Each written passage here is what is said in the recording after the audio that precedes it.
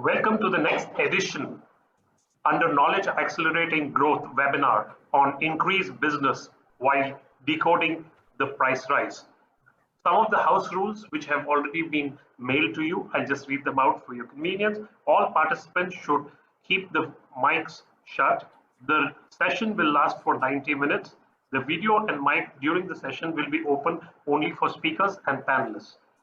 There is a Q&A session of 20 minutes towards the end of the program. If you have any questions for the panelists, please type in the chat box. Based on the availability of time, the moderator will take maximum questions during the session, and if any questions are left, we shall have them replied to you by the panelists. Now I hand over to Anurag Mohan to introduce the panelists. So good afternoon, everyone. I'm Anurag Mohan from Interact Ex-Libris, Kolkata, representing as Honorary Joint Secretary of LMAI. And I have pleasure in welcoming you all for your participation in another episode of LMAI's Knowledge Accelerating Growth series. So I would like to introduce the first panelist for today's session, Manoj KM, Director of Sales and Tech Services, Avery Dennison, South Asia. Manoj KM is a polymer engineer and an MBA from a premier MBA institute with over 20 years of professional sales, marketing, and leadership experience. He has rich experience in B2B business management, sales and marketing. Prior work experience at DuPont and Asian Paints have seen him handle design market entry strategies, handle several complex product launches, design new business models, and execute strong GTM strategies in emerging markets. Label industry is relatively new to him, and in his first stint at Avery Dennison, he successfully managed end-user relationship and was exposed to the nuances of label design and application across multiple industries in the region. He is currently Director of Sales and Tech Services South Asia at Avery Dennison India Limited and continues to deliver on executing the growth strategies for the organization. Welcome, Manoj. Now I have pleasure in introducing our next panelist for today's session, Mr. Tejas Tanna, Director, Printman Group. Tejas has earned his diploma in printing technology from Pune, followed by BSc Print Media Management from Rochester Institute of Technology, USA. And finally, rounding it off with an FMBA degree from Narsi Monji College. He's also the management representative for the ISO certifications and has been an active member of the Bombay Masters Printers Association and currently serving as the vice president. He's technically driven and his knowledge in the production process and sales is the perfect match to help clients find the right solution to their needs. As Director of Printman Group, Tejas Tanna's key focus areas are production and quality operations. They're responsible for overseeing all activities and tasks needed to maintain a desired level of excellence and improve process, products, services, and culture. Tejas is also keen cricket enthusiast and enjoys playing cricket and badminton. He loves mentoring potential talents into leadership roles. So welcome, Tejas. Our next speaker of the day is Mr. Dinesh Mahajan from Prakash Labels. Dinesh Mahajan, one of the founders of Prakash Labels Private Limited, did his mechanical engineering at the Delhi College of Engineering in 1986, worked with Thermax Limited before venturing out along with his brothers in label production in 1994 by the name of Prakash Labels Private Limited. His company has both national and international presence. Welcome, Dinesh. Thank you. And now I have pleasure in introducing our next panelist for today's session, Shri Jaideep Singh Ji, who is the Honorary Secretary of LMAI. He heads his organization, Zodiac Reprographics in Hyderabad. He's second generation entrepreneur. He will be moderating today's session. So thank you everyone for your presence and we hope to have a great session today. Over to Honorary Secretary, Shri Jaideep Singh Ji. Thank you. Thank you very much for a lovely introduction of the panelists and appreciated Anurag. Now let's deep dive straight into the topic, increasing business while decoding the price rise. We all are definitely into a troubled times, so we all need to figure out how to figure this period out. So I straight away go over to Tejas. Tejas, as a converter, you are facing challenges of frequent price rise in raw materials. We would like to understand from you, how are you ensuring your bottom line is not compromised even during these price rise? Thank you, Jaideep ji. This question is very pertinent and relevant. So what some of the things what we have been doing and what we feel is work for us is having transparency with our customers. So we need to share prices, pricing communication from a vendor partners to your customers. We've been transparent and don't look at earning an extra buck in this current scenario, but rather whatever the price increase has been there, we sit across the table with the customers and try to be honest and upfront about the situation. That has worked best for us. Another thing which has worked for us is tracking your operational efficiency. So what do you mean by tracking your operational efficiency is we've been working with our entire team across the workforce where we feel is efficiency is a continuous process and hence it should be monitored regularly. So what we do is we track our efficiency frequently, say on a weekly basis, and try to increase the efficiency by 2 to 4%. We don't keep bigger targets, but we try to keep minimum targets. So that has helped us to increase our efficiency weekly, and whatever efficiency has increased, obviously you can convert more labels in a given week. So that has actually helped us a lot to at least maintain our bottom lines in this current scenario. And this is the best time for us to review our business, our pricing model. We need to analyze the gaps in your model and look at how we can optimize operations which can impact your pricing. So if there are any labor intensive jobs, you can look how you can automate that process so that you can probably free up that space, make it more efficient, and that is how you can increase and maintain your bottom lines. So these are some of the factors which have worked for us in this current scenario.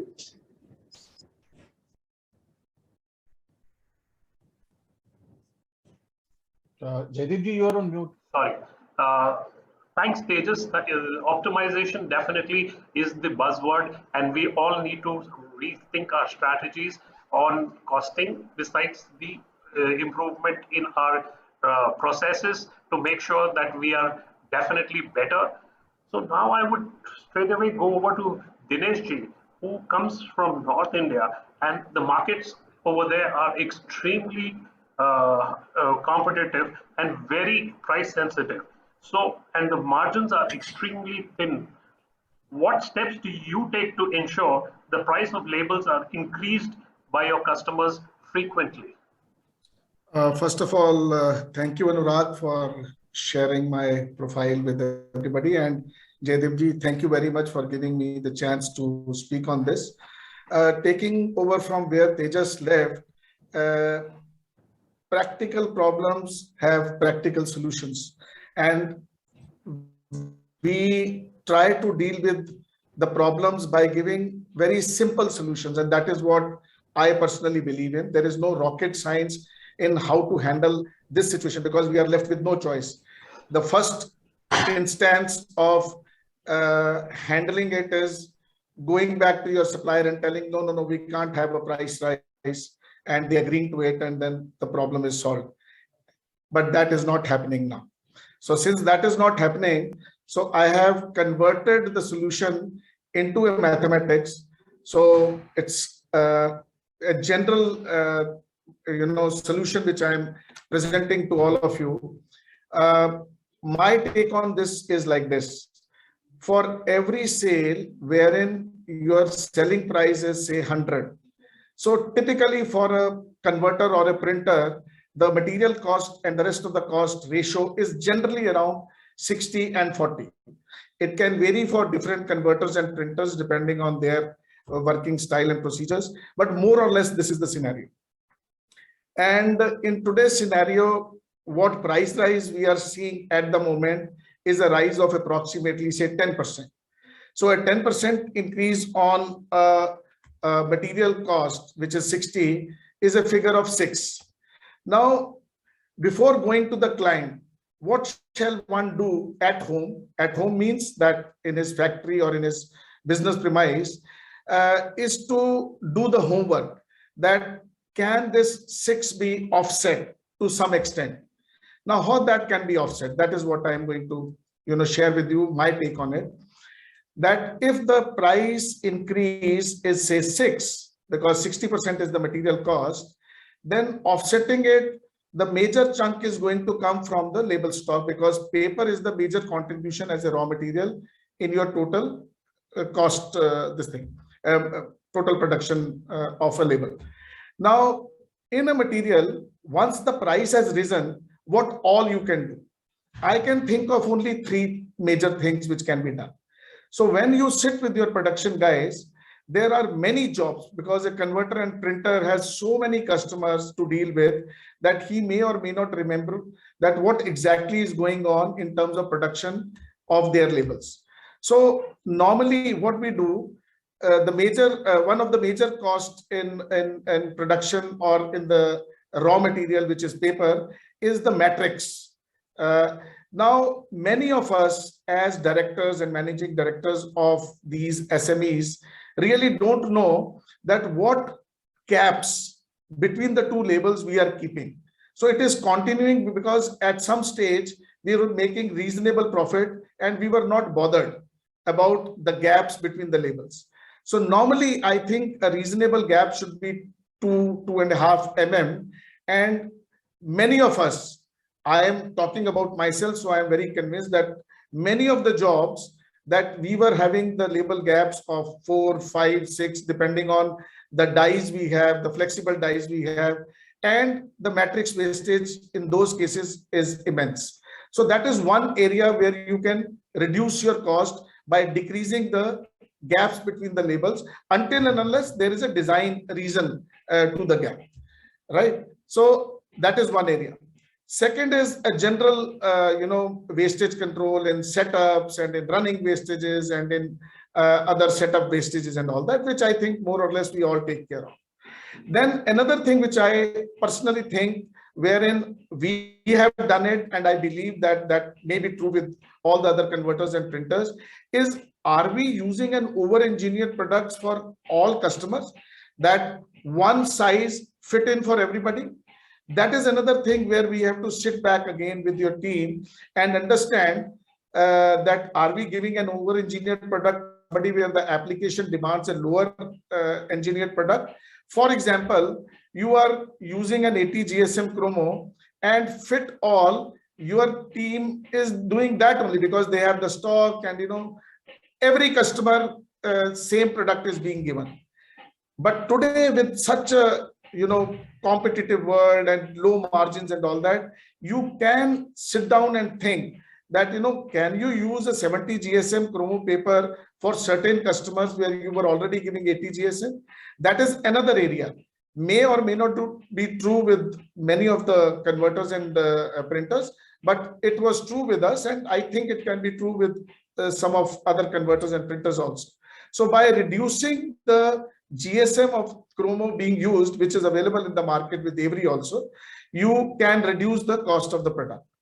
So and then there can be some reduction in wastages of inks if you are doing a product label, because there is a lot of ink consumptions while printing your label, and other packaging and all that little bit.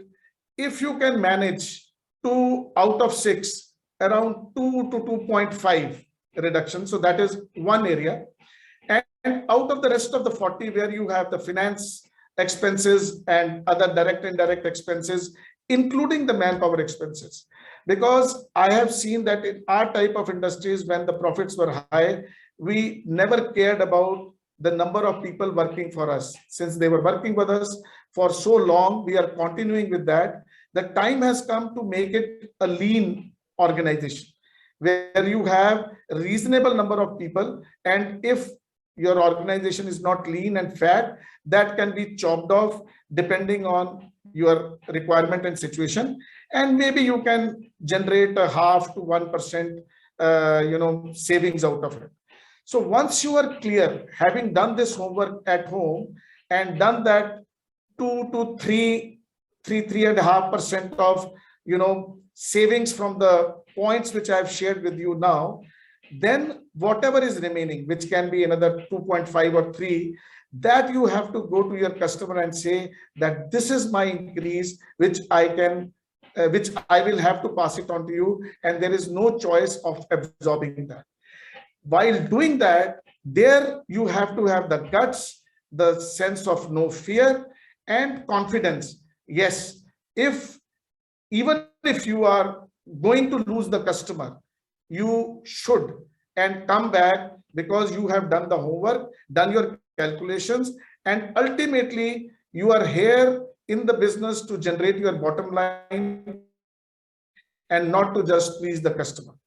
And once you are clear with that and do that, I can assure you the other competitor who may be underquoting and giving it at a lower price to the customer someday would realize that I have basically given the cost reduction not from my profit but from my cost itself, and that will be the time when the customer may come back to you. So this is my personal take on handling this price rise, and only giving the price increase to the customer to the extent after doing all your efficiency calculations, which I have explained, and pass on only that much. Not panic and go to the customer if there is a price increase of raw material by 10%. You go to the customer ad hoc and say there will be an increase of 7%, 6%, 7%. The possibility of you losing the order without having done the homework would be high. So that is my take, and thank you very much. Thank you, Dineshji. It was a very comprehensive calculation methodology which you have shared with us. We really appreciate it, and it would be definitely enlightening for quite a few converters, and they could take a semblance from your methodology. Now I'd like to move to Manoj. Manoj from Avery Dennison. Manojji, as Dineshji was mentioning that about the construction of labels, we could be using a different and alternate substrate by using a lower GSM or something like that, which can help the converters manage costs. Would you throw some light onto that aspect and how Avery Dennison could play a role in this particular methodology and help us improve our efficiencies? Thank you, Jaideepji, and thanks LMAI for having me on this wonderful panel and discussing about an apt topic that's been crossing our minds for the last 12 to 14 months. And what else can I say after Mr. Dinesh's comprehensive way of looking at things and the possibilities of mitigation that can happen. Both Tejas and Dinesh pointed out to all the right elements, and if I may steal the words from their articulation, the first thing Tejas mentioned was about transparency. No two thoughts about it. The scale of inflation that we are seeing in the last 12 to 14 months and what we will continue to see for some more period is scary. It's very scary. It's very uncertain. And unless you're transparent with your end users, and we as label stock manufacturers are transparent with converters, the communication and the narrative will not be very impactful with the end user. So that is the first rule that we follow, and everybody has to principally agree that that's what is going to be the dialogue that we are going to have with our customers. A couple of other points that they touched upon and I felt very, very important, and I wanted to re-emphasize on them before I come to your question, Jaideepji, is around the need to revisit a lot of things that the way the business was conducted in the past and the business that needs to be conducted in the future. Operational efficiency is a very broad term that we use. You would also see later in the webinar that we are also attempting to give you a couple of practical examples on how small improvements in operational efficiency can help you mitigate certain risks. And the last thing is the guts that all of us need to have to hold the fort and stand the narrative that this is not an unique situation. This inflation is in fact affecting everybody, not only the pressure sensitive label stock industry, but everybody else in the ecosystem, be it packaging, be it raw materials, so on and so forth. So the end users have to collaborate with the industry. They have to participate in this request of price adjustment. And that's the only way we can mitigate risk. So Mr. Dineshji pointed out to an example of how do you mitigate a 10% increase in the label stock, and several things in his narrative. We have to do everything, and even after that, you saw that there is a 2-3% kind of situation where we have to go back and request end users for a price increase. But ladies and gentlemen, what we are now facing is not 10%.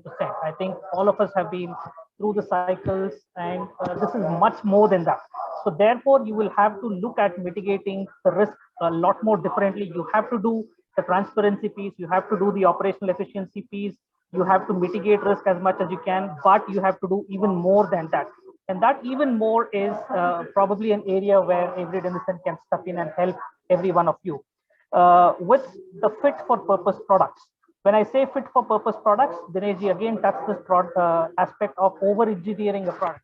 For whatever reasons in the past, be it our ability to manufacture label stocks in the right way, the ability of the suppliers to limited for limited innovation, everything was limited probably in the way of over engineering a material.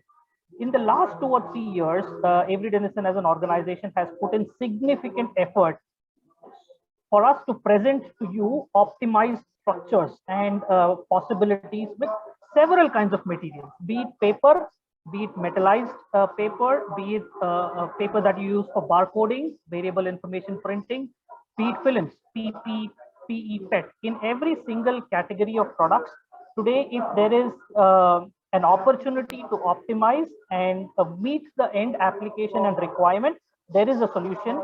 Not only with Every Denizen, I'm confident that other label stock manufacturers also have a similar solution. So that's an approach that we will have to very strongly look at. If the end users are not succumbing to the price increase, they can no way stay at the same specification level. It is impossible for us to stick to the specification where we are without a price increase and still meet the expectations of the ecosystem. We will have to look at alternate materials, and across these categories, we will present you a couple of examples later in the webinar. I want to give confidence to everyone on the call that every single category of laminates, we most likely have an option available for an optimized structure. While I say that, I also want to say that when I say an optimized structure, it is not optimized performance. The performance will be very close to what the original laminate structure delivers and demonstrates in the past. It could be in relation to conversion, it could be in relation to application to substrates. Having said that, there is only so much that Every Denizen can do in terms of testing of materials. The onus is on us as a converting organization, I'm including you as one of us, to validate this information in the situation that the end user is using the material. Every end user situation is a little different. The age of the applicator is different. There are many other variables, but there are options that we can get to the table with a fair degree of confidence that it will work in a certain application situation if the application is explained to us very clearly. And then with that option, there is more validation that you can do, and we can establish the product in the end user's application situation and mitigate the price to a certain extent. I am in no way saying, and do not read my commentary in a way that I can mitigate the entire price risk. You cannot do that. We are in a state where we most likely will see a price increase cumulatively over the last 12-14 months to the next 12 months or so. Cumulatively, the price is probably going to be in the range of 25 to 30%. If you look at the price before and price after, 30%, there is no margin in this industry. You can do everything possible that Dineshji said and Tejas said. You will never be able to accommodate that 30% increase. So you have to do everything. You have to do operational efficiency. You'll have to look for the right product. You will have to be very strong in your and convict, and you will have to have the conviction to go to the end user and say that I've done everything. This is the least that I can pass on to you. So long one short, I want to give confidence to everybody in the industry that if today you're using an 80 GSM paper, there are multiple options that we can present to you, 70 and 75 GSM paper to suit the application requirement. If you're using a 60 micron polypropylene, there are options of optimum material there, and similarly in other label stock material as well. So fit for purpose is the word that I think we all need to be having at the back of the minds. Use our resources. Please call us, explain to us your application requirements, and we should be in a better position to recommend the right product. And it's not true for every denizen. I want to use this forum to probably tell you all that everybody probably has one or the other way of solution. We'll have to start thinking in that direction. Thank you, Manoj. Thank you very much. Firstly, before we go ahead, I would request everybody to keep their mics on or turned off. There has been a lot of background noise, so I request everybody to keep the mics switched off. Thank you, Manoj. I really appreciate the way you have explained it. But as we see, as Manoj says, that the task is not a simple task. It's a very uphill task. The price rise is not limited to a 5 to 10%. It's going to be a 25 to 30%, and it could be even higher if things like the fuel or any other aspects go up. So I straight go to Tejas on this. Tejas, as you see that most of our customers buy other products like the materials like caps. All caps are linked to aluminum rates. PET is linked to granule rates. Is there no way we can take it to the customer and link our labels to the stock rates, or some kind of a way in which we can, tell them that, okay, there is a rate, you can check this out somewhere, and we can then, increase our pricing accordingly based on the up and down of the stock, the rates of the substrates? I think that's a brilliant suggestion and a question. I mean, there needs to be a scientific model where all your prices, what you're trying to say, how we have it in LME or a NALCO or even a plastic, granules, where, every price which is getting fluctuated is getting linked and it's getting tracked somewhere. So we should have some kind of a scientific model where we could track all your prices, all your input raw materials. And the only model which I could think of right now is by the AIFMP, which is the All India Federation for Master Printers, which is an apex body for the Printers Association. So they have, along with CRISIL, developed an index which helps the printers understand the changes in the input costs of different components. So your components such as raw material prices, or paper costs, your ink costs, finance. It is also affiliated with the banking structure, your transportation, your labor costs. So all these components are linked to the index, and based on which we can offer a fair price put to the customer, and at the same time realize our business potential. So there are two types of indices in this. One is the Predex, which helps in commercial printers, and the other one is a Cardex, which is for the packaging printers. The objective of these indices are that it assists the printers to assess the change in the overall cost related to printing activities in order to make informed economic decision. They collate all the numbers throughout the quarter, and they link it to those indices. So every quarter it is published on their website, and it gives you a market fluctuation where there is an increase or decrease. So what you could probably track those indices, educate our customers, sit across the table and tell them to track it. So if, for example, if there is a price fluctuation of more than 5%, either increase or decrease, that can be passed on to the customer. So I think this could be a good scientific model for our customers to understand what all is happening at the economic front, and probably pass on the price increases to us. I think that could be utilized. I think it's open to everyone. Labels are probably not completely captured in that, but ultimately it's a print industry. So if any changes are there, it will be across the industry. Okay, thanks. Thanks so much, Tejas. Well, the Cardex and the PaperX is been there for quite some time. It's been there since 2014, and it's a very scientific model. We all should look into it. It is managed by CRISIL. So please look it up, and it will be helpful. Now I go back to Manoj.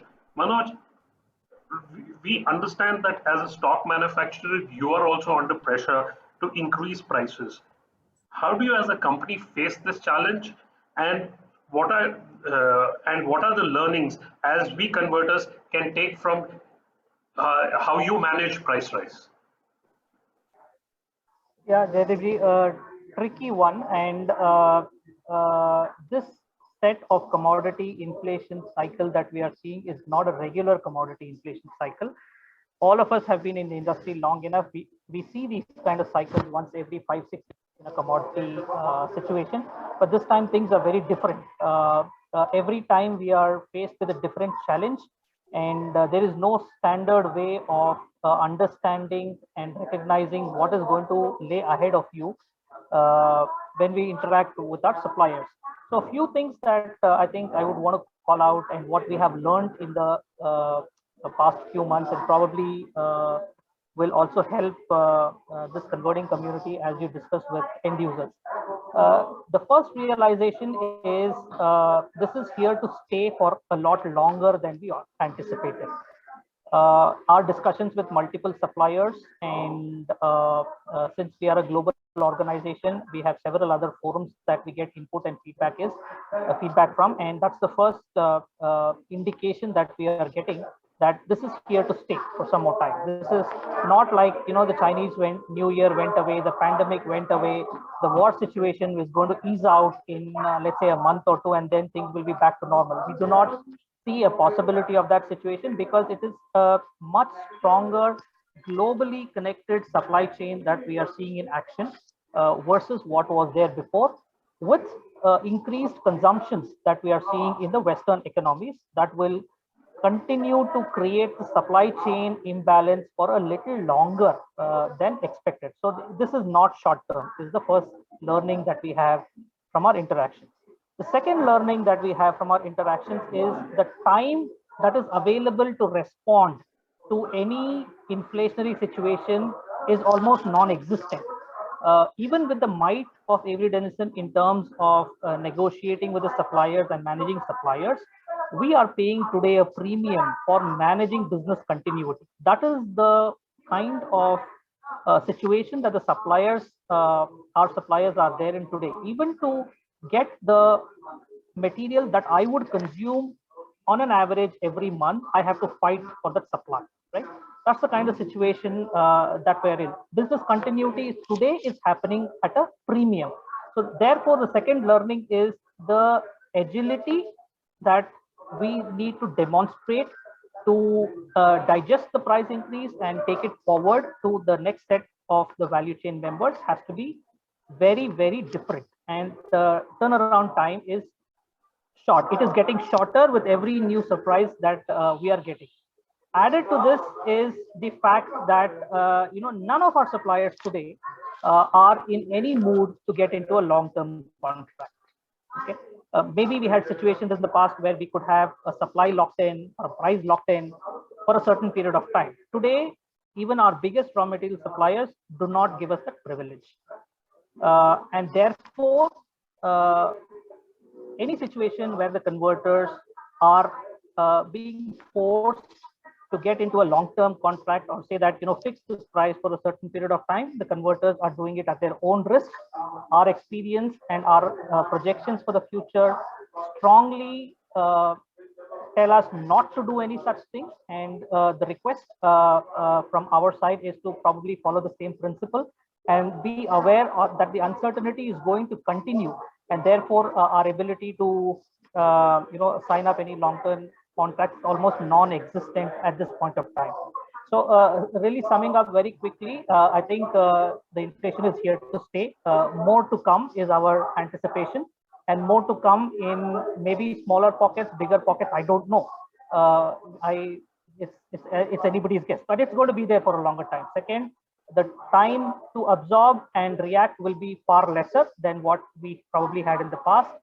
And third is, please do not sign up for any long-term contracts. Of course, you'll have the volumes, you have the business attractiveness, and so on and so forth.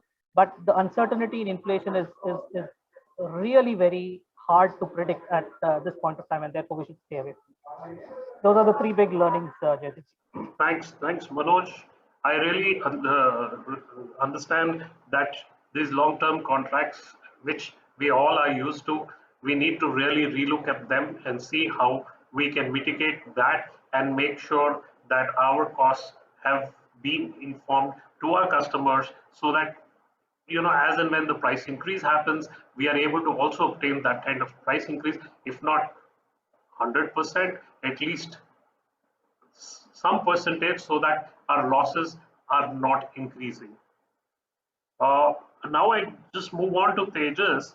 Tejas, as this market is now becoming extremely competitive and too many challenges, what in your opinion is your way, your company's way to increase profit despite all the challenges we face due to pressures on price, competition, etc.? So, Jaideep, if we recall our first question, all those points which I've mentioned are also relevant here, because if you try to try to maintain your bottom lines, in a way, if you keep doing that, you also increase your bottom lines and also in a way increase your profitability. But apart from that, a few factors which I could think about is sector diversification. So you need to look outside your horizon and probably even cast a wider net. In a way, look for new opportunities, other market segments you are already not involved in. So if you are a farmer-specific player, you might even get into other sectors. So that is one way to just broaden your horizon. You need to look for value additions and even lost opportunities for that matter. So value addition means that widen your product range or product offerings by looking at value-added features like foiling or smart labels or other embellishments, and also analyze the jobs which you have missed out on, because probably over the years you were not being able to look at those opportunities from your existing customers, but re-look at those opportunities and try to squeeze in into your current environment and try to get into that, so you can probably increase the range of offerings. The another thing which I could think about is process innovation. What exactly is process innovation is like, you could obviously, considering your financial health of the company, you can look at smart investments. Generally, what I've observed is, in the entire operation chain, your bottleneck should be the maximum, your most expensive equipment. That is your printing equipment. If your bottleneck is anything beyond that, then you should look at it, make certain smart investments, and try to free up those bottlenecks so that you can churn out more products from your kitty. You should also be sitting with your customers and think about forecasting. You can probably take your customers in confidence and understand their future order projections. So this can help you print longer runs, optimize your purchases, and even run your plant more efficiently.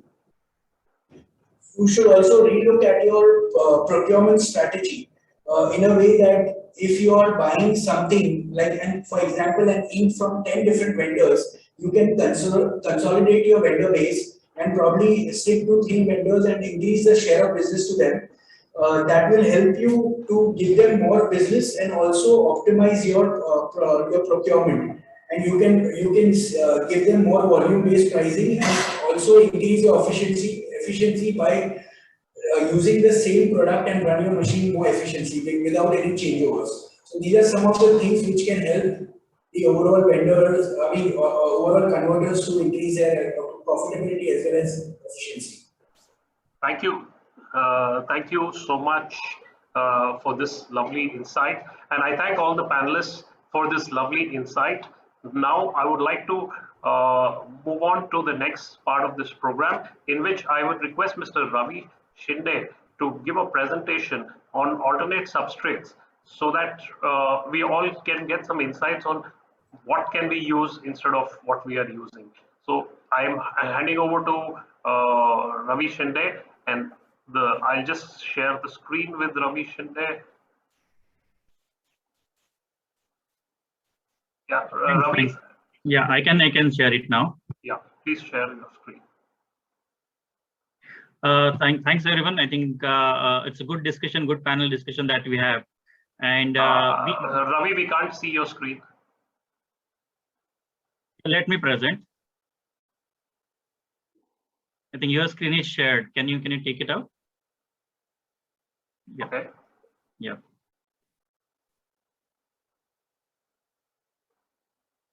I hope it's visible now. Yes.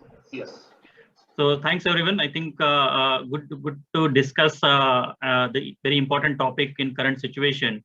And before I take it forward, we have made this presentation in two short series. One is about fit for purpose, which will talk about the products, what is that we can do with the product in product offerings, and second one on the improving the efficiency.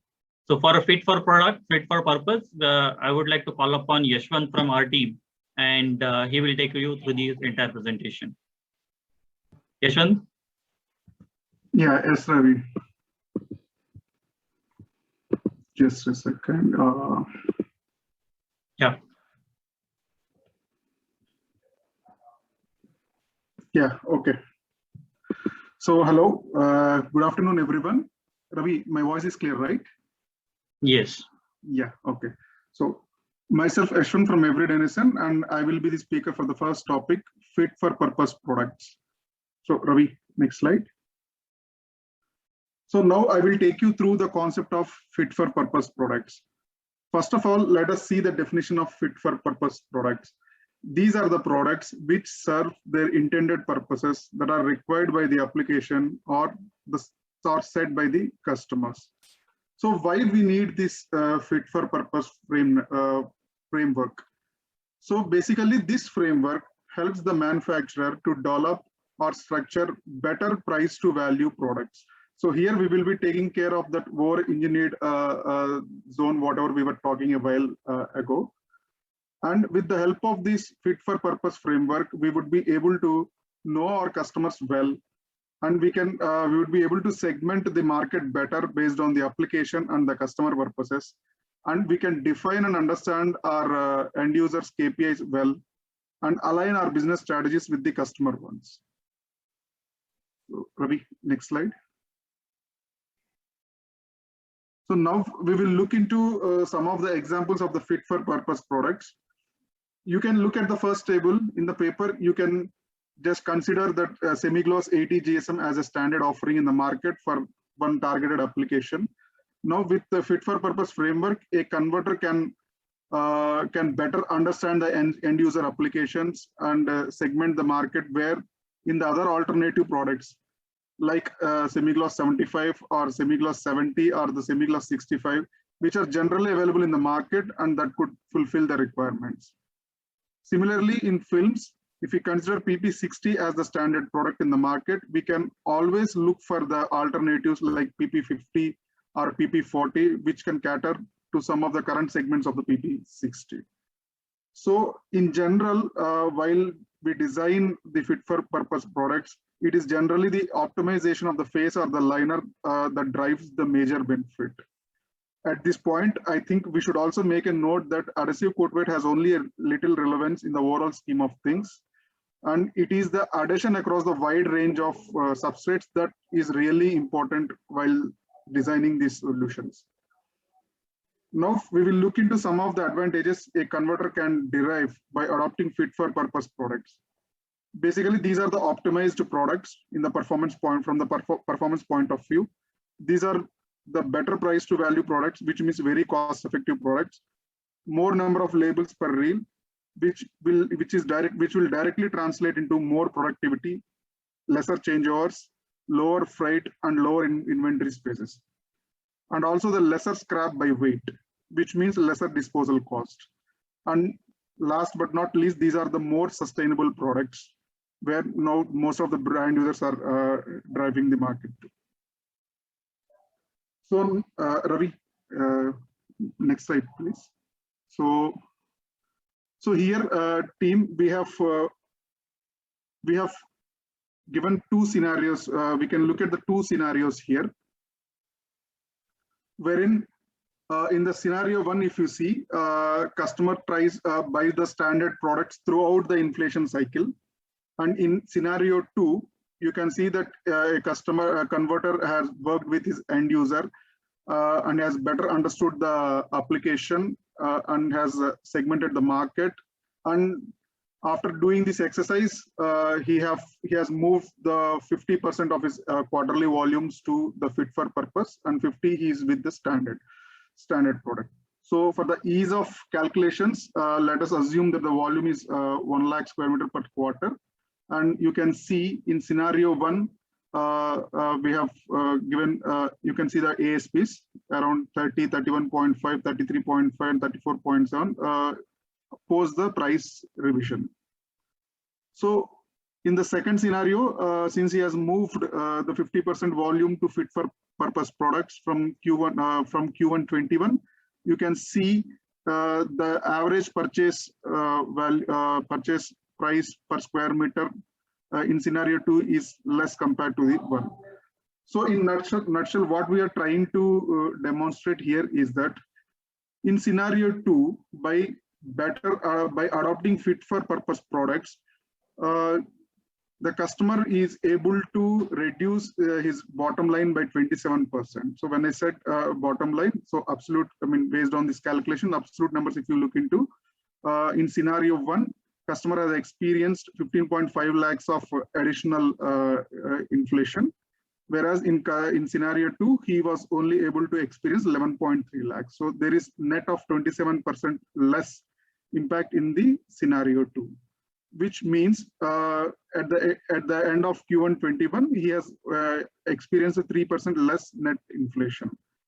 So this is the commercial plot. Plus, there are a lot of intangible benefits also, like the lower wastage, lower scrap, and he can always improve the length of the roll because there is we have optimized product, right? So for the same dia of the reel, you can have more number of labels. So he can increase the efficiencies too well.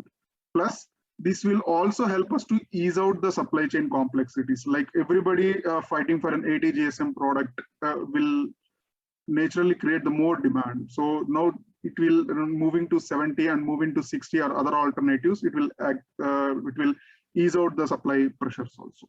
So this is our narrative on the fit for purpose products. Ravi, over to you to take you through the productivity improvements. Yeah, thanks Yashwant. Thanks for taking us through this informative session. Here we have talked about products, we talked about the brand owners, but the most important thing what we should, I think definitely can do, it's about our productivity.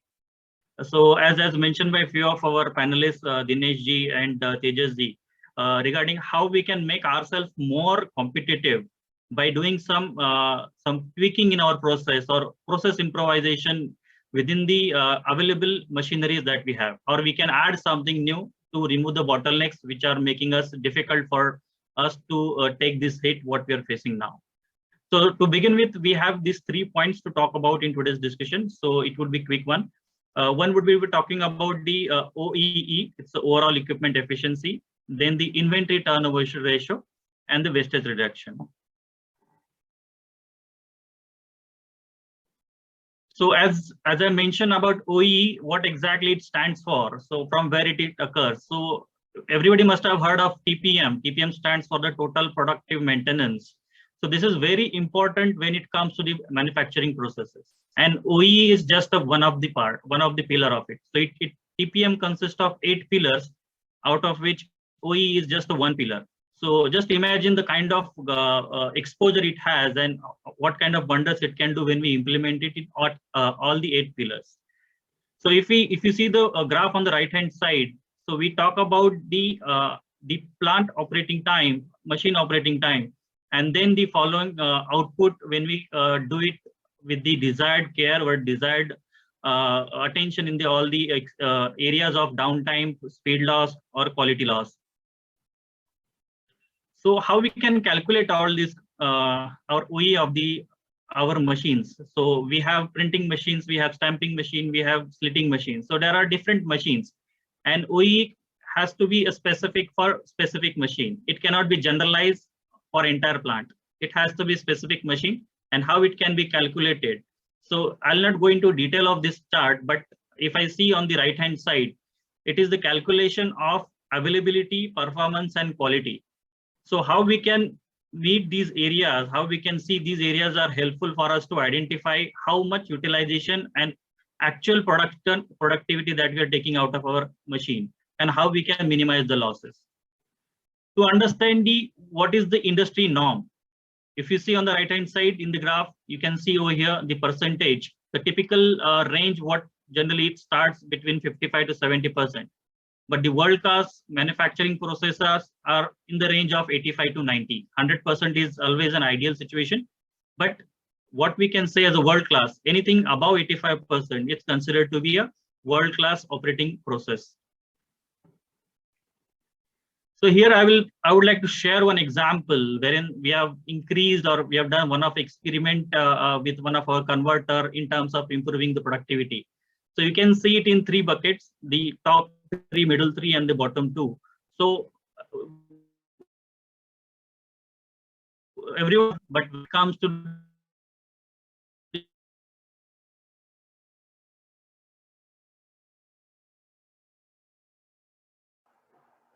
if you consider Ravi, we can't hear you. now, It's absolutely. Now it's audible. So if we see the input 45 to 50, definitely it's not that much. But if we consider the criticality of the job and the kind of embellishment it does, so 45 the other buckets as well, so definitely varies. Capacities, if we consider too much, so not one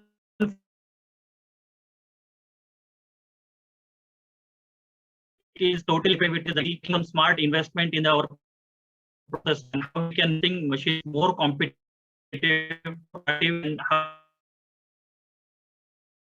we can, this is about the OE. To the next, so everybody about ratio of cost of goods sold versus can be and the closing inventory. So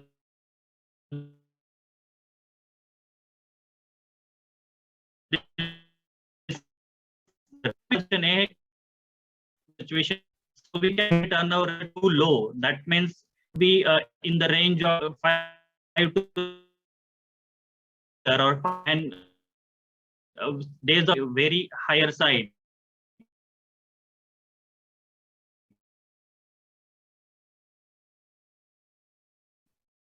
What is out of life or we calculate for the business for which we have, so it can wait.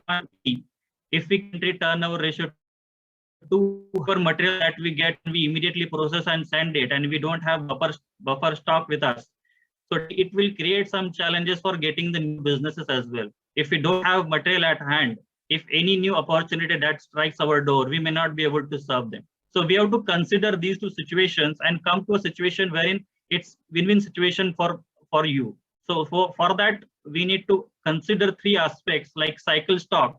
That means what is the minimum, what is the threshold that we have for definite products. Then the safety stock. The safety stock is about what are the seasonal businesses, because we are in such a business wherein seasonal requirements are like anything, like liquor or festive season. So we need to consider that aspect whenever we are maintaining the stocks. And the psychic stock. This is the very critical aspect, and it requires a lot of attention or a lot, I would say, the connection with your buyers, with your customers, wherein we need to understand if anything which is in their mind, and to give the assurance that if anything is required, we are prepared for that. So how psychologically we are assuring our customers that we are prepared for you and we will not let you down in any situation. So these considering these aspects, so we have to consider our inventory, we have to days of sales of inventory, and then the carrying cost. While we should not go with the stock out situation as minimum as possible and increase the customer satisfaction. And as to brief it should not be too much, too low or too high, and it should be sufficient enough to meet the not to have the stock out situation and satisfy the customer's needs. How we can make this possible? So it's a detailed discussion, but we need to consider two areas, how we can compare with our previous year's inventory turnover ratio and days of sales inventory ratio, and how we can consider with this industry norms. So current industry with which we are, how they are dealing with this. So how we are placed, that need to be assessed on regular basis. Just to give a small example of slit width inventory optimization that we have done at one of place. And as Dineshji also talked about, a lot of aspects regarding reducing the trim waste or lowering the GSM or anything that we can do to make it happen. So here we have considered one case when one of the converter was facing challenges with the inventory of filmic products. So approximately 50% of the inventory is compiled of the filmic product, and the slit sizes of inventory of almost 110 numbers of slit sizes they were having for different products, as I mentioned in this slide. And the overall cost of this that particular stock at one particular time was, for one of their units, it was approximately 2 crores. So what we have done in here, you can see on the table in existing slit sizes, the number of slit sizes which were already there in their inventory, and what is that we have proposed against that. So if you see the first example, which talks of 36, we brought it down to 14 by increasing the slit sizes, differences, number of the rollers. But you can see the impact. Impact is negative. Negative means we have reduced the slit sizes from 113 to 52, which is less than half of the of what we have targeted. And if you see the impact, it has added 4.4 lakhs. So it has not added the material, it has help customer to reduce the inventory for whatever is required for that particular requirement. I would say it should not be a inventory which is lying for several months to get consumed, rather than spending 2 or 3 mm extra and make that particular inventory move out of the shelf. So the decisions need to be made. How we can make it, where we can do it, we need to optimize that. Coming to the last portion of this, my share, we can talk about the wastage percentage reduction. So before trying to aim this wastage reduction, first of all, we need to identify the sources of waste generation. So the target generally is in single digit, but in reality, it is not less than 2 digit. So that is what is the current situation in most of the converters places. And I've just mentioned a few of the examples, what generally makes these wastages go haywire and out of control, in spite of doing all the controls possible. How we can make it happen? So we need to find some actionable insights. Some could be short term, some could be long term. So how we can make it in separate buckets? Here I've made about 3 buckets. One is about the OE, second is about the inventory, and the third one is about wastage reduction. So we need to first of all identify some action points where we can do some activity with respect to utilization of full capacity, as I mentioned, of the width or bigger sizes, or the reducing the changeover duration from 40 minutes to 20 minutes, or whatever is the best possible. Along with that, if we talk about the inventory, as we discussed about the turnover ratio or the sales days of sales inventory, and how we are comparing with our own norms for the past years and the industry norms. For wastage reduction, definitely 3 areas. Is the setup waste, the conversion waste, as we talked about foiling, we talked about screen printing, we talked about multiple embellishments, and there were a lot of wastage usually get generated because of lack of knowledge, lack of awareness, or lack of tool. So how we can invest on that knowledge, how we can invest on that particular tools which will help us to produce that material without getting into much of wastage. And definitely the reprints, which are because of the wastages or the quality defect that we face. So these are a few actions. How we can position it in the timeline. So first of all, we need to create and analyze data. I understand that a lot of converters are investing in the CRMs, investing in the lot of tools to create data. But important is to, after creating, we need to analyze it, identify some short-term actions and some long-term actions, and then continuously record, analyze, and control it, identify the implement actions areas, and again repeat. It is a very continuous journey. It cannot be 1 year we do it and then again next year we don't have to do it. It's every day situation. We have to continuously see ourselves for this particular objective that we are having for us to become more productive. And how we can do that? So in essence, we need to identify the opportunities and use those opportunities by implementing the best practices, using the product knowledge as Yashwant and most of the panelists already about how we can use the fit for purpose product, not the over-engineered one, and take the management with us. So important is about onboarding of operators, because to improve the productivity, operators are going to help us out. So the dialogue between the operator and the management is very essential for improving our operational efficiency, to understand what kind of smart knowledge or investment that we need to make to become more efficient in our operations. Second one is about the balancing inventory ratio. We already talked about it, how we can do it for our RM, WIP and FG material. And the last one is about how we can adopt automation, wherein the ancillary units or the smart investment, I'm again repeating myself, which will help us to limit our dependency on the operator skill set rather than depend on the technology, which will give us more output rather than hoping for output from individual person. So that's it from my side, and thank you for our opportunity to in talking to in this forum. Thank you very much. Really appreciate a very insightful presentation. Thank you, Ravi. Thank you, Yashwant. Thanks for coming in and giving us a detailed presentation on this.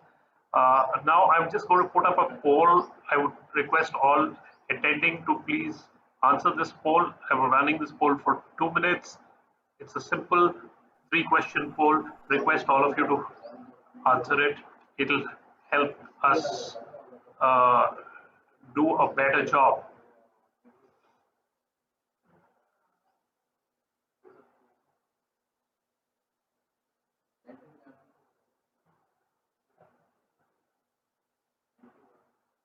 Can we request all the participants to please answer the poll?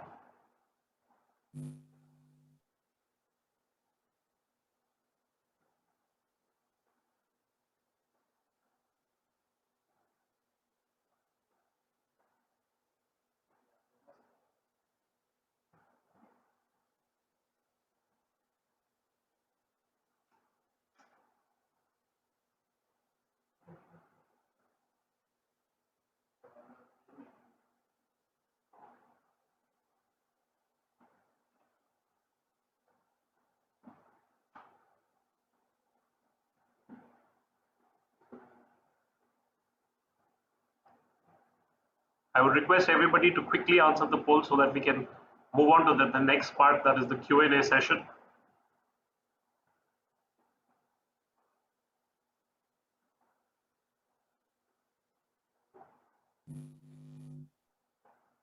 Are we all done?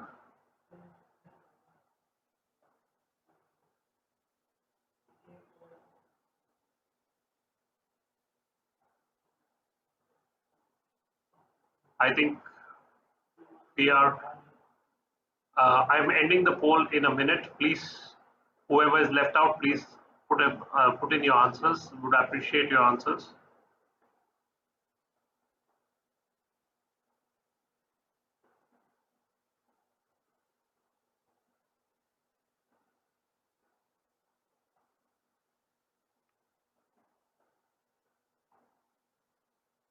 Okay, I am winding up the poll. Hope everybody has answered. Thank you so much. Appreciate everybody's response. Now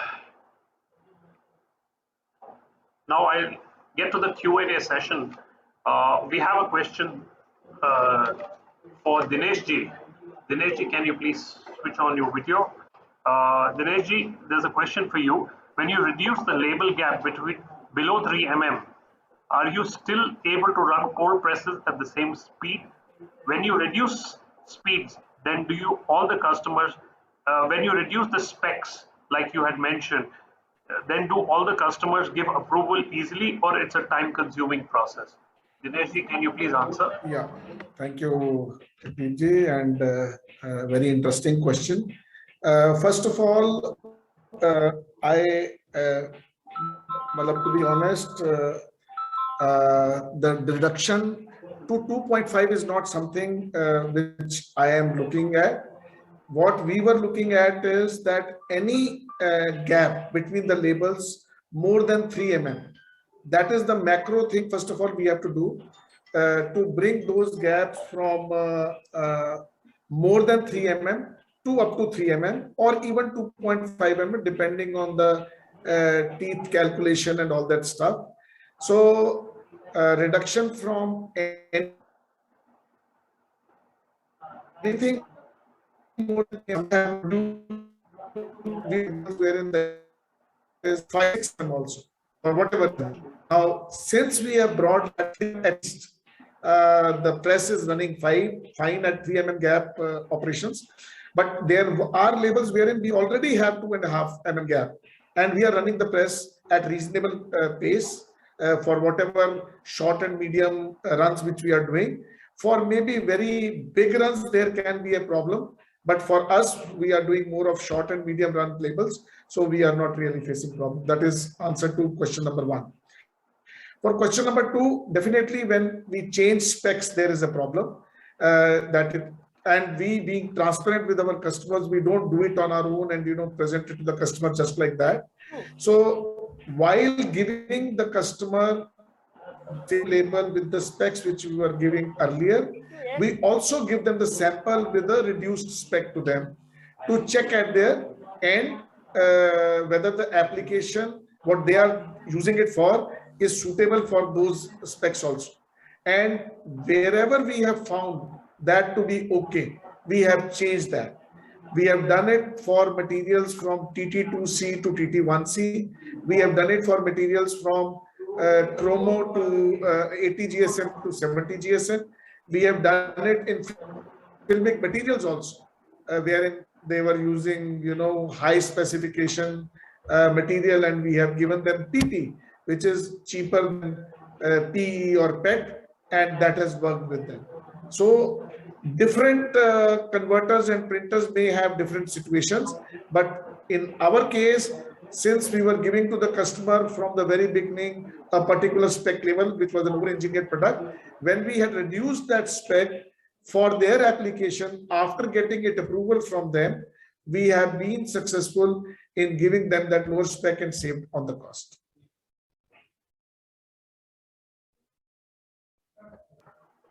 Thank you, Dineshji. Now I'll move on to the next question. Question is to Manoj. Manoj, in the past, all thinner material have been classified as special and generally found to be more expensive than the standard material. Is Avery going forward moving to a system to make these fit for purpose products better priced?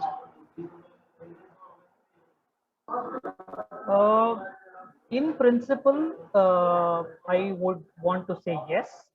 I'm saying that in principle because adoption to the new products, our ability to take long runs on the new products, our ability to improve our own production efficiencies is in direct correlation to how the industry adopts to these fit for purpose materials. We're not far away from there.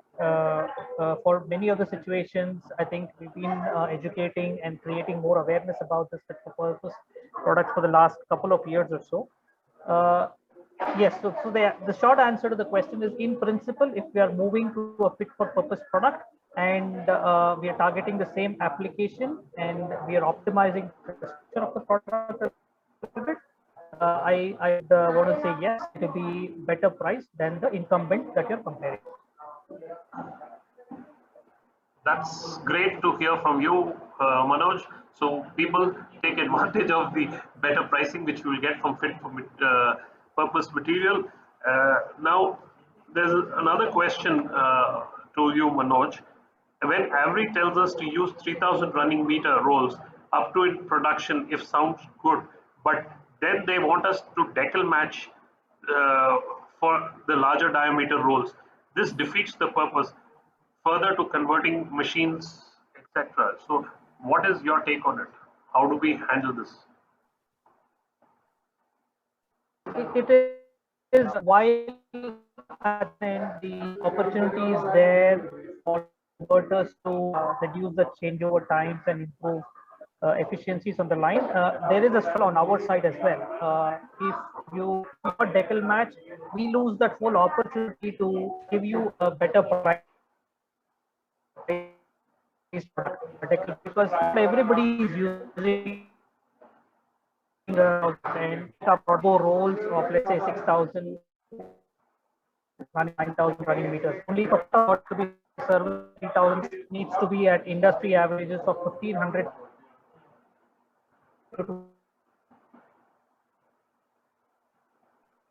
There's a lot of that best case situation. I think the jobs run on one slitter with 3,000 meters, get the efficiencies, we have the same efficiency factor. Okay, Manoj. So that's the reason why I want. Manoj, I think the connection was a little low, so we couldn't hear you. Anyway, I'll move on to the next question. Further to the converting machines like slitter inspection should have the capability of running larger diameter roll, which is not the case. And so many finishing equipments cannot handle this. Okay, that's taken care in this question. Dineshji, again, everybody is back to the same question. Any gap less than 3 mm creates problems on the line matrix removal at sometimes an applicator, if the label applicator at the EU is not equipped with proper sensors. So it would really not be advisable to go below 3 mm. So what do you think is it? Yes, Jagdeepji, first of all, as I told very clearly that we have to do that homework in-house, which means that we don't have to change it for every job, every customer. So this is not one size fit all. You have to sit down and see what are the customers where the application can go in for under-engineered product. So it is not that you are doing this activity for 1 minute, 1 minute, Dineshji. Ashishji, can you please mute your microphone? Yes, Thank now you. he has done it. Yeah. Thank you. So, yeah. So coming back to this again, so this is not a one fit size for everybody.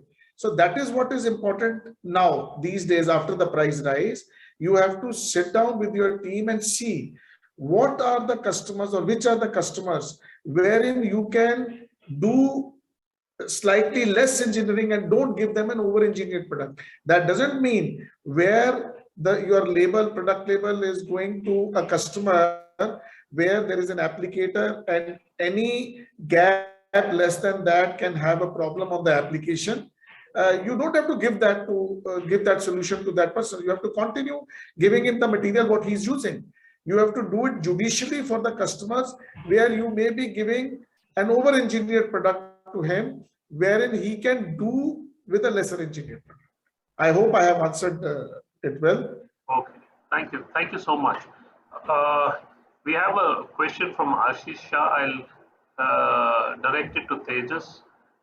What is the solution of infighting between label converters to get business, and above all, cost saving considered? This is a major challenge and needs a forum to standardize. Tejas, would you like to take this?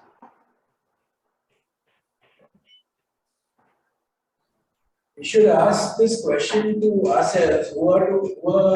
Who's supposed to be blamed for this? So yeah, it's a challenging situation where you try to enter a business and they are asking for some cost cutting measures.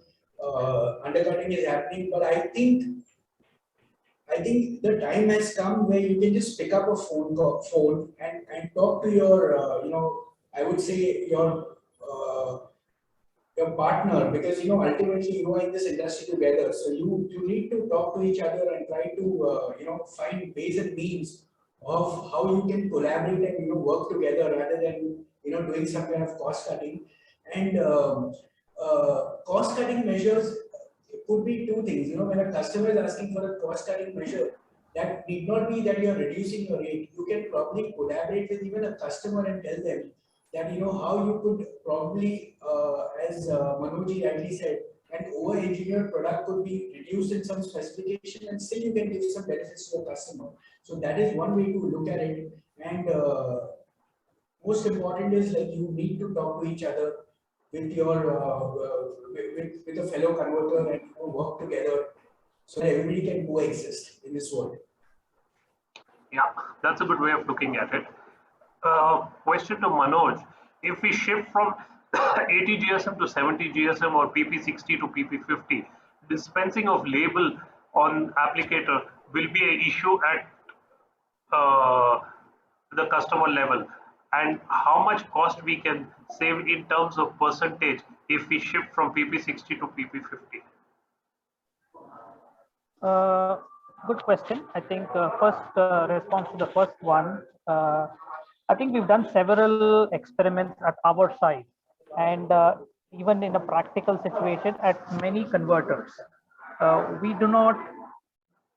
Yes, the applicators need to be optimized a little bit, but I think once we optimize, the benefit is definitely seen in terms of more number of labels per roll, even for the end user. Is improvements in productivity, so on and so forth. But every applicator is different, and therefore, before you scale up anything, and like Dinesh ji said, when you decide to take this journey, there has to be a method to scale up. You just cannot go all out switch from one to another overnight, but there has to be a scale up that is required to be done. And we do not anticipate any in terms of application speeds or label dispensing. It needs to be optimized, and it is always possible with a little bit of intervention. No major investments required is our understanding with the set of experiments and set of practical examples that we have seen so far. How much will I save it cost from a PP60 to 40? No straight answer there, I'm sorry. But there are a few elements that we would want to look at, like the thing about is it a PP acrylic product that you're using or a PP hot melt product that you're using, what applications and what substrates you're looking at. Depending on that, we could come back to you with the fit for situations where you're using an acrylic product may work with a hot melt product depending on what functionality and application speeds you're looking at. And that's the biggest advantage in our when you move a product to a hot melt product and the fit for purpose hot melt product. That is where you would probably see a lot of benefit flowing your way, and that benefit can be sustained only if we are able to demonstrate continuous application and usage at the end user. And I would not shy away by making a general statement and would want to be specific. The saving in label stock material when you, in the best case situation, when you move from let's say a 60 micron emulsion product to a fit for purpose hot melt based PP product, it could be anywhere between ₹1 and ₹1.50 per square meter. So that's the kind of benefit that we're talking about. But the big caveat is it has to work on your converting lines, it has to work on the applicators, and there has to be a method to scale this up. Yeah, it has a lot of challenges in the sense that there's a lot of people who need to accept that kind of thing. From an acrylic to a hot melt, it's a challenge which even the consumer has to be agreeing to. So that's an important thing. There's again a question for you, Manoj. I believe we also have to address a shortage of key raw material like paper, especially from Europe. Any lowering down on specs will not have suitable saving considered hassles in approval from end customer running on applicator, etc., and the overall product properties. Sorry, I'm not able to comprehend the question well, Jaideep ji. If you can help articulate it a little, please. He's trying to say that if we lower the specs of the product and then we go back to the customer, Then we also have a challenge of the shortage of products, shortage of raw material. So we would be on a double-edged sword with the customer if we have lowered down the product and still not being able to service that customer. I don't have a straight answer to this one. We will, in all points of time, when we suggest a fit for purpose product, keep in mind the business continuity and the RM challenges that we are at that point of time experiencing. I don't know how to answer, honestly, because I cannot look forward 4 months down the line and tell you with assurance that there is not going to be any raw material challenges. We are unfortunately not in a situation like that.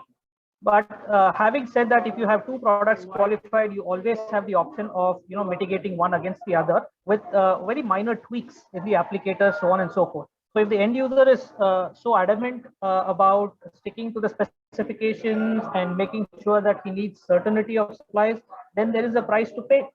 And if he pays the price, we don't do anything, continue with the same standard material which has a little more assurance and a certainty of supplies versus the new material that we are proposing. So you cannot have the best of both worlds, right? Everybody is walking 2 steps forward to come to an amicable situation. While we are trying to do our best to help the end users, we have to recognize that there are some cons and there are some situations that we may end up in. Not to put the end user in a blind spot, you can still manage the situation as you have the current material qualified and the new material qualified. But to assure certainty in supplies for all fit for purpose products is a very tough ask at this point. Okay. There are many more questions pouring in, but due to paucity of time, I think we will keep the questions and we will share these questions with you, with the panelists, and we would request the panelists to reply to the concerned people on their questions. But I'll take one last question, which is there. In this, we increased the running meters by 3,000 to 4,000 meters. Will the wastage not reduce by 4%? Manoj. I would want to deflect that to Ravi. Ravi, are you on the call? Yeah, I'm there. Can you help answer that, Ravi, please? Yeah. So can you just rephrase the question once again? See, if we increase the running meters from 3,000 to 4,000 meters, will the wastage not reduce by 4%? Okay. So definitely it will improvise the productivity. There should not be a challenge. In that case, it would be possible for us to see a significant improvement in terms of wastage reduction. But if we have the short running jobs, again, the loading and unloading jobs could be a bigger challenge. So definitely it requires a specific job that we need to sit in and understand. First thing is about the capacity of the machine to load it. Even if we load it, when we complete the printing operation, we have to take it for the slitting and other operations on the other machines. So the capacity of those machines also need to be of loading of 4,000 running meter. If it can't take, the system is not compatible to handle such, because it's not only the length, it's the weight of the roll. So handling, loading onto the machine, so that could be the possible challenges, and it might require new machines which would be capable of. Okay. Thank you so much. Now I would like to ask Anurag to come over and announce the winners of the award for today. We have awards for 4 winners. The one who joined in first. Then we have 2 awards for people who stayed right through this webinar from the beginning to the end. And we have 1 award for the best question, but the best question award we will have to really figure out. We haven't sat down to think, so we'll think about it. At least the other 3 awards can be announced. Anurag, can you do the announcements, please? I can help you out with the first one. The member, like the printer member who was logged in early, is Mr. Ashish Shah. Yeah, Ashish Shah will get the first award, and the other 2 we'll have to go through the statistics of the meeting and then only I think we can come to the conclusion. So we will do that, and we will announce that as soon as we have done this after the post of the meeting. And now I would request Mr. Harveer ji to please come over and propose the vote of thanks. Harveer ji, can we have you on, please? Thank you, Jaideep. Very nice. I'm very happy to be amongst friends, but that too virtually.